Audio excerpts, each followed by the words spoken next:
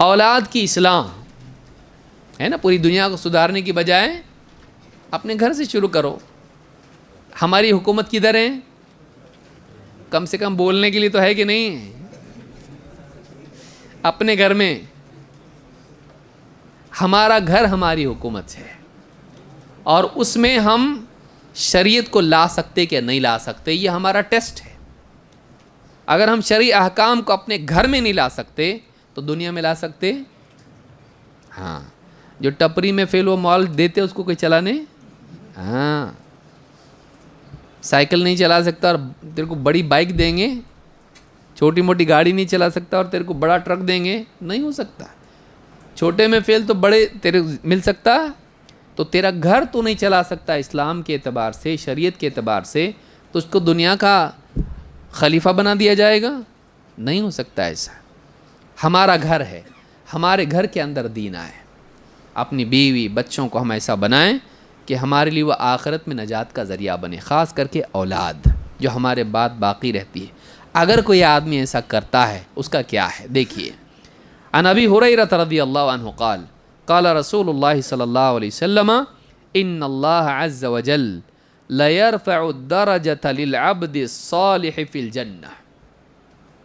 اللہ عز وجل ایک نیک بندے کا جنت میں درجہ اونچا کر دیتا ہے. بندہ کیسا ہے وہ؟ ہاں، وہ خود بھی نیک ہونا چاہیے. یہ نہیں کہ میرا گھر پورا نیک ہو لیکن میں کیسا بھی جوں، یہ نہیں.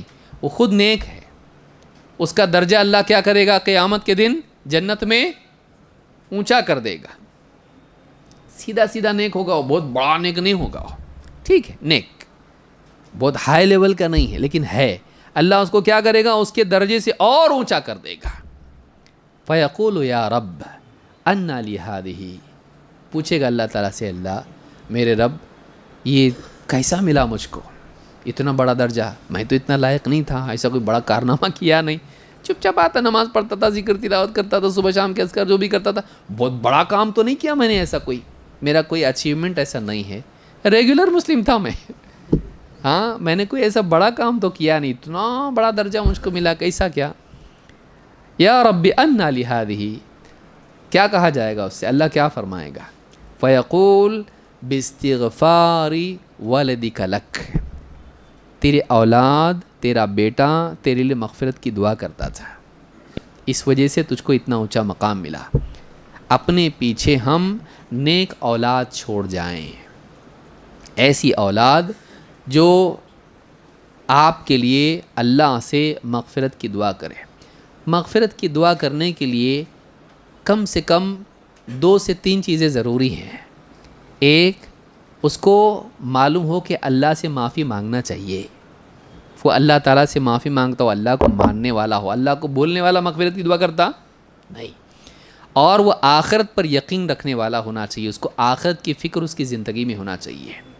مغفرت کی دعا کے لیے یہ 2 چیزیں تو کم سے کم بنیادی ہیں کہ ایک انسان اللہ تعالیٰ کو مانتا ہو کہ اللہ کے آگے ہم جواب دہ ہیں اور غلطی ہوئی تو اس سے معافی مانگنا چاہیے.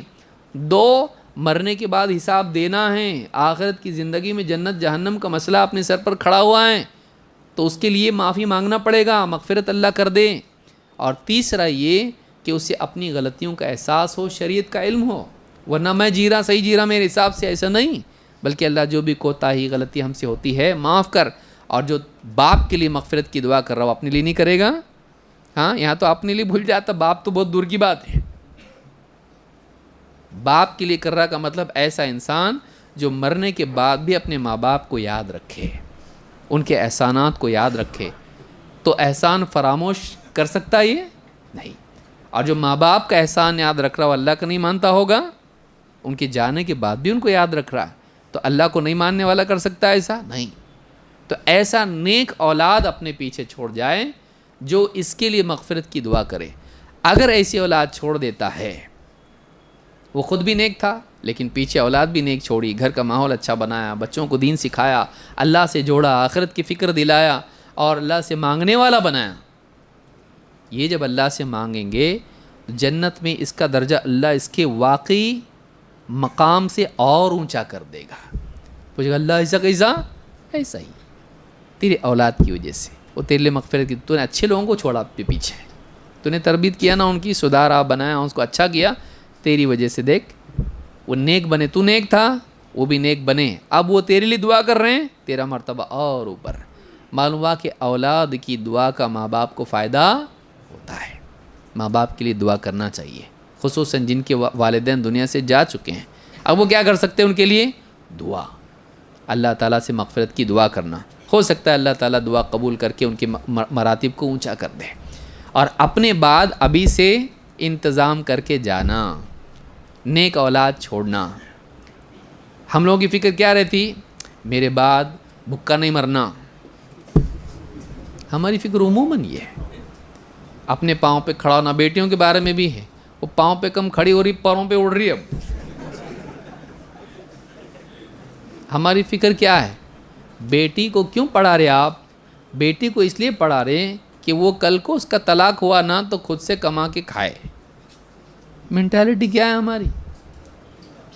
ہم بچیوں کے پڑھانے کی خلاف نہیں ہے، پڑھائیں ان کو، جو بھی ایجوکیشن ہے ٹھیک ہے، پر دین بھی تو پڑھاؤ نا اس کو، دیندار بھی تو بناؤ اس کو.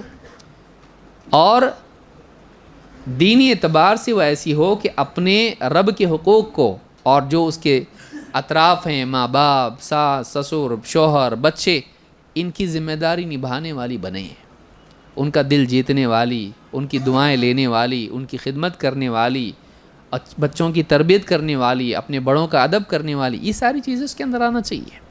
ہم یہ سکھا رہے بچیوں کو نہیں. پڑھ رہی اتنا پڑھ رہی کہ وہ پڑھانے والی ہو جاتی ہے اپنے کو، ماں باپ کو پڑھاتی ہو. دین نہیں ہے. دنیاوی تعلیم کے ساتھ ساتھ دینی تعلیم بھی دیں، بہت اچھی بات ہے. دنیا میں بھی آگے، دین میں بھی آگے، بہت اچھا ہے. لیکن دنیا میں آگے اور دین زیرو، یہ وبال بن کے آخرت میں سامنے آئے گا. اور بعض اوقات دنیا میں بھی، اکثر اوقات دنیا میں بھی شرمندگی کا ذریعہ بنتا ہے.